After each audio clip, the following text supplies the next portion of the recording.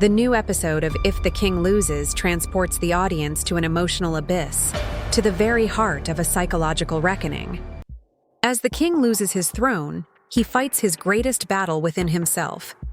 Kenan's obsession with control, Fadi's struggle for freedom, Handan's awakening, and Neslihan's gray plans collide in the same episode. Power, love, family, and the true meaning of loss are rewritten. In this episode, no character will remain the same. No bond will go unquestioned. If you're ready, a journey begins that will reveal a completely new perspective on the king's loss. Do you think Kenan truly wants treatment? Or will he seek counseling to convince Fadi to return? Do you think Fadi's new relationship will truly liberate him? Or will it further fuel Kenan's obsession? Will Kenan's professional decline or his emotional decline affect him more? If we watched a scene of Kenan crying alone in the office, would you empathize with him, or would you say, he deserved it?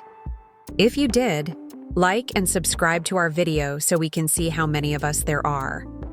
Let's see what happens in the next episode together. In the 27th episode of If the King Loses, nothing will be the same. Kenan has been admitted to the hospital with a suspected heart attack, but the storm in his mind hasn't subsided. For the first time, the man who is the master of control is unable to control his own life.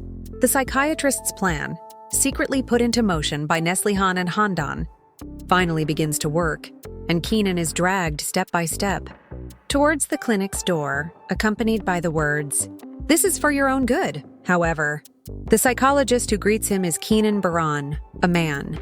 He leaves the first session without completing it, disliking the doctor because he's male. He decides to see the psychotherapist Fadi's friend highly praises. As the sessions progress, the sessions that pushed Kenan to the breaking point, his childhood traumas, and the pain he concealed will be revealed one by one. But this confrontation, instead of healing him, may drag him down even deeper. As Kenan's inner turmoil grows, his obsession deepens at the same rate.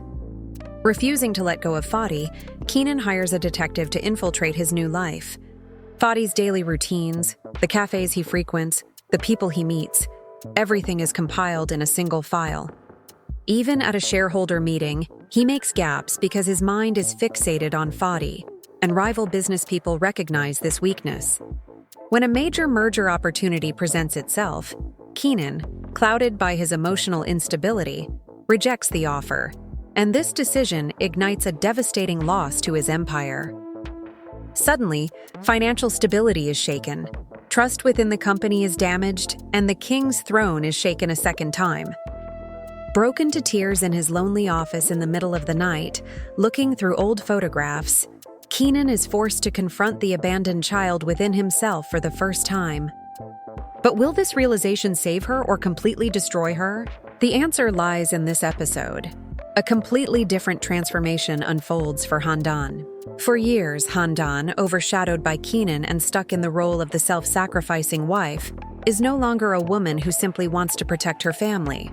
She's also a master of her own liberation, strategizing. Every moment Kenan weakens strengthens Handan. As the psychiatrist puts his plan into motion, she secretly thinks, "This could be my rebirth too." A scene where she encounters an old friend reminds her of the self she's forgotten for years. As Handan moves from being merely a wife trying to save Kenan to becoming the architect of her own destiny, she may deliver an unexpected ultimatum to Kenan at the end of the episode.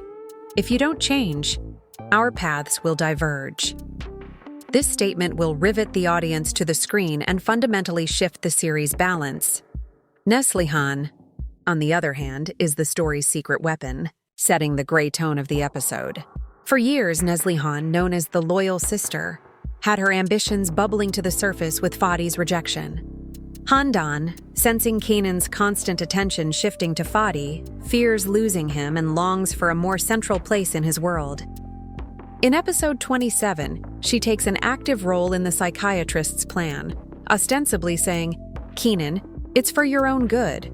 But in reality, she's trying to make Kenan more dependent on her at every turn. During one of their sessions, she reminds him of the old days and declares, "I was always with you," leaving the audience wondering, is Handan truly a protective wife, Or a secret rival trying to establish her own throne? Furthermore, while trying to persuade Kenan through an important business project, she also brings her own agenda to the table. She even hides the danger signals from rival companies, walking the fine line between loyalty and betrayal. A completely different story unfolds on Fadi's side. Saying, "He's dead to me now," Fadi puts an end to the bond of years and embarks on a true struggle for freedom in episode 27. At a new social event, he meets someone with the potential for a sincere and balanced relationship, and Kenan's years-long shadow